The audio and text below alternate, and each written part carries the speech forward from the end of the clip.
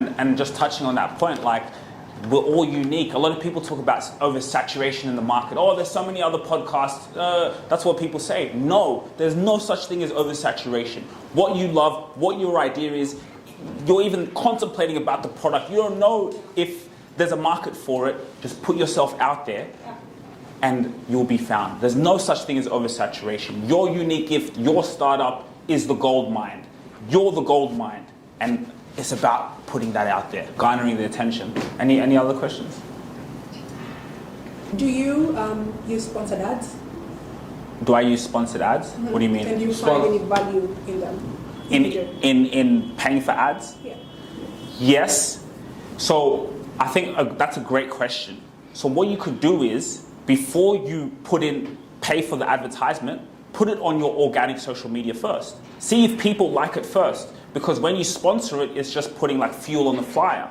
So you put it out as organic content, and then once you see what does well, what performs well, what people are reacting to, then you run the advertisement against that.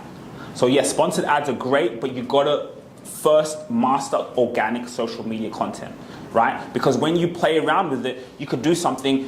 Hey, my name's Lois, guys. I have this product. Let me show you how it works. You do this, put it on your organic. See what people are saying, commenting, liking, right? And then you say, okay, that content did really well. People liked it. I have some extra money. Now let me run ads against it. So let's say you have a podcast, and in that podcast, you have an amazing conversation about your solution.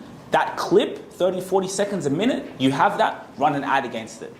Because you have it from the podcast. Now you don't have to create the advertisement. Now you don't have to go and pay someone. You don't have to go and pay someone, oh, help me create this ad. Yeah, you can do that, the more higher budget.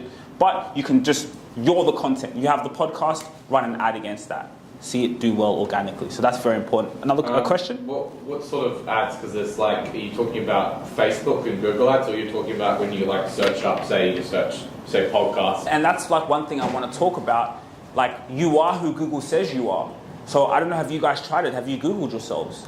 Google your name and see what comes up. That's a very important thing. It's so important because this is why podcasting is so powerful, guys. And I'm waking people up because Google owns YouTube. YouTube is the second biggest search engine in the world.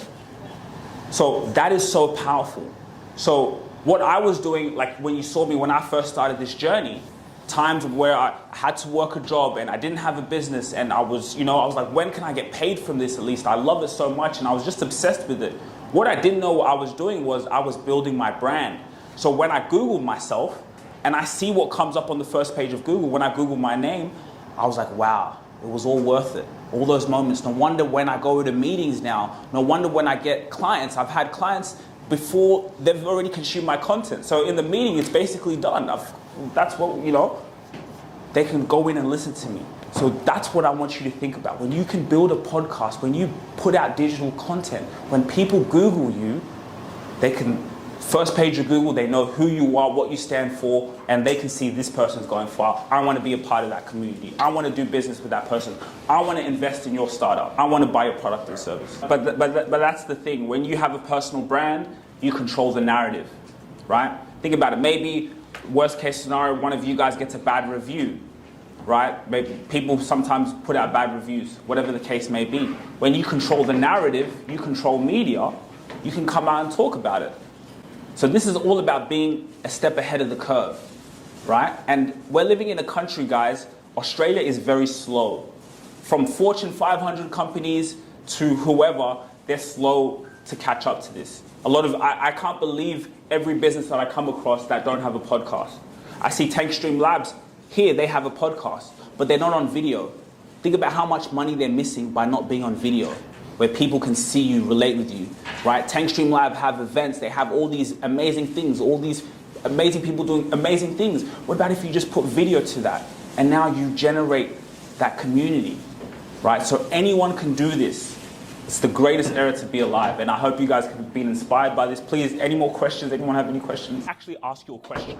I want you to think about this question. Are you an authority figure in your space? I know you're an entrepreneur, well, you're a solopreneur, and you're determined, you're a thought leader, but the question is, are you an authority figure in your space? Because let's be honest, how are you going to separate yourself from your competitors? Where is your personal brand? And you know what? We have actually something very special for you. Follow me. you see, we have a scorecard, right? So you can actually evaluate if you're an authority figure in your space, because at the end of the day, when you are, you separate yourself from your competitors. That is where opportunities come to you because your brand is strong. You have brand equity. So for you to actually see how long away you are from that, or if you're close there, the link in the description, you can fill out a scorecard, and this scorecard is amazing because it lets us know and see where you are, and it's just for free for you to actually see where your business is, where you are as a solopreneur, and how you're going to get to that level of being an authority figure in your space. Because you see, here at ETS Rubasha Media, I'm going to be honest with you, we are at limited capacity. We only want to be able to tailor our clients to the ones we know we can deliver value, because value takes time and we want to be able to work with your business. But the scorecard is actually just for you to see where you are and are you an authority figure? Think about it.